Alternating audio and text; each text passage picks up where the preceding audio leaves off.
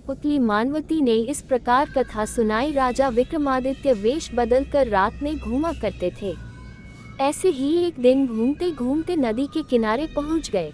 चांदनी रात में नदी का जल चमकता हुआ बड़ा ही प्यारा दृश्य प्रस्तुत कर रहा था।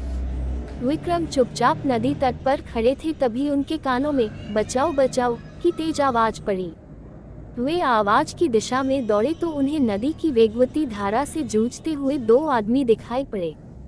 गौर से देखा तो उन्हें पता चला कि एक युवक और एक युवती तैरकर किनारे आने की चेष्टा में है, मगर नदी की धाराएं उन्हें बहाकर ले जाती हैं।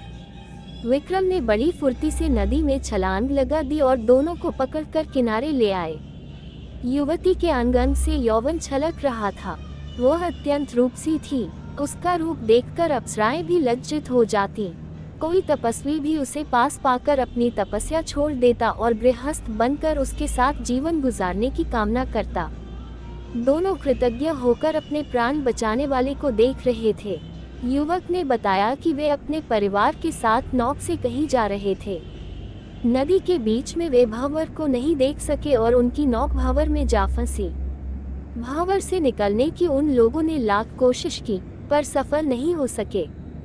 उनके परिवार के सारे सदस्य उस भंवर में समा गए, लेकिन वे दोनों किसी तरह यहाँ तक तैरकर आने में कामयाब हो गए।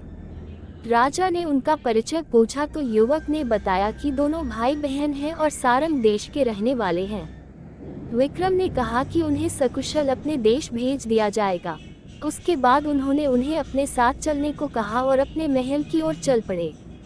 राजमहल के नजदीक जब वे पहुंचे तो विक्रम को प्रहरियों ने पहचान कर प्रणाम किया। युवक युवती को तब जाकर मालूम हुआ कि उन्हें अपने प्राणों की परवाह किए बिना बचाने वाला आदमी स्वयं महाराजाधिराज थे।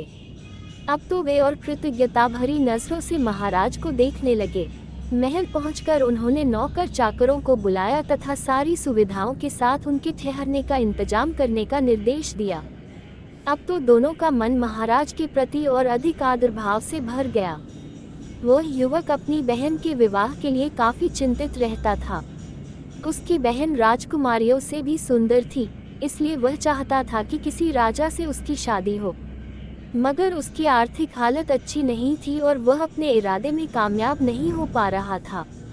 जब संयोग से राजा विक्रमादित्य से उसकी भेंट हो गई तो उसने सोचा कि क्यों न विक्रम को उसकी बहन से शादी का प्रस्ताव दिया जाए।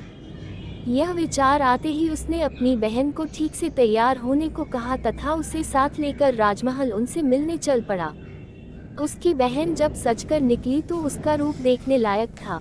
उसके रूप पर देवता भी मोहित हो जाते, मनुष्य की तो कोई बात ही नहीं। जब वह राजमहल आया तो विक्रम ने उससे उसका हाल चाल पूछा तथा कहा कि उसके जाने का समुचित प्रबंध कर दिया गया है।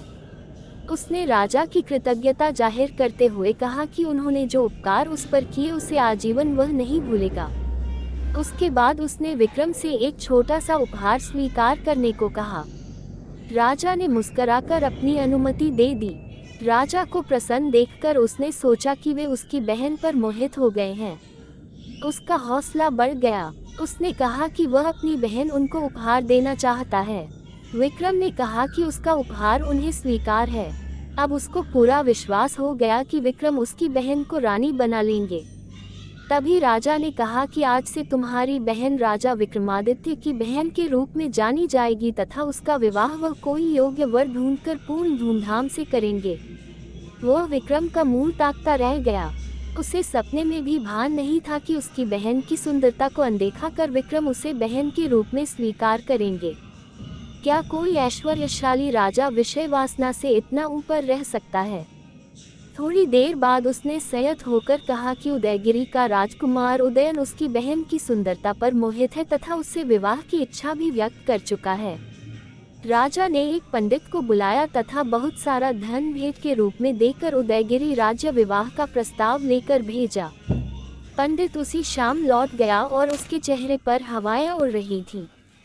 पूछने पर उसने बताया कि राह में कुछ डाकुओं ने घेर कर सारा धन लूट लिया। सुनकर राजा स्तब्ध रह गए। उन्हें आश्चर्य हुआ कि इतनी अच्छी शासन व्यवस्था के बावजूद भी डाकू लुटेरे कैसे सक्रिय हो गए। इस बार उन्होंने पंडित को कुछ अश्वारोहियों के साथ धन लेकर भेजा। उसी रात विक्रम वेश बदलकर उन डाकुओं का पता लगाने निकल पड़े। वे उस निर्जन स्थान पर पहुंचे जहां पंडित को लूट लिया गया था। एक तरफ उन्हें 4 आदमी बैठे दिख पड़े। राजा समझ गए कि वे लुटे हैं। विक्रम को कोई गुप्तचर समझा। राजा ने उनसे भयभीत नहीं होने को कहा और अपने आप को भी उनकी तरह एक चोर ही बताया। इस पर उन्होंने कहा कि वे चोर नहीं बल्कि इज्जतदार लोग हैं और किसी खास मसले पर विचार विमर्श के लिए एकांत की खोज में यहाँ पहुँचे हैं। राजा ने उनसे बहाना न बनाने के लिए कहा और उन्हें अपने दल में शामिल कर लेने को कहा। तब चोरों ने खुलासा किया कि उन चारों में 4 अलग अलग खूबियां हैं।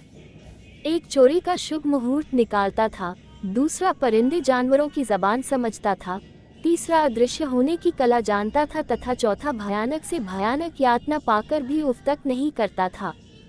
विक्रम ने उनका विश्वास जीतने के लिए कहा, मैं कहीं भी छिपाया धन देख सकता हूँ। जब उन्होंने यह विशेषता सुनी तो विक्रम को अपनी टोली में शामिल कर लिया। उसके बाद उन्होंने अपने ही महल के एक हिस्से में चोरी करने की योजना बनाई। उस जगह पर शाही खजाने का कुछ माल छिपा था। वे चोरों को वहां लेकर आए तो चारों चोर बड़े ही खुश हुए। उन्होंने खुशी खुशी सारा माल झोली में डाला और बाहर निकलने लगे। चौकस प्रहरियों ने उन्हें पकड़ लिया। सुबह जब राजा के दरबार में बंदी बनाकर उन्हें पेश किया गया तो वे डर से पत्ते की तरह कांपने लगे। उन्होंने अपने 5वें साथी को सिंहासन पर आरूढ़ देखा। वे गुमसुम खड़े राजदंड की प्रतीक्षा करने लगे, मगर विक्रम ने उन्हें कोई दंड नहीं दिया। उन्हें अभयदान देकर उन्होंने उनसे अपराध न करने का वचन लिया और अपनी खूबियों का इस्तेमाल लोगों की भलाई के लिए करने का आदेश दिया। चारों ने मन ही मन अपने राजा की महानता स्वीकार कर ली और भले आदमियों की तरह जीवन यापन का फैसला कर लिया। राजा ने उन्हें सेना में बहाल कर लिया।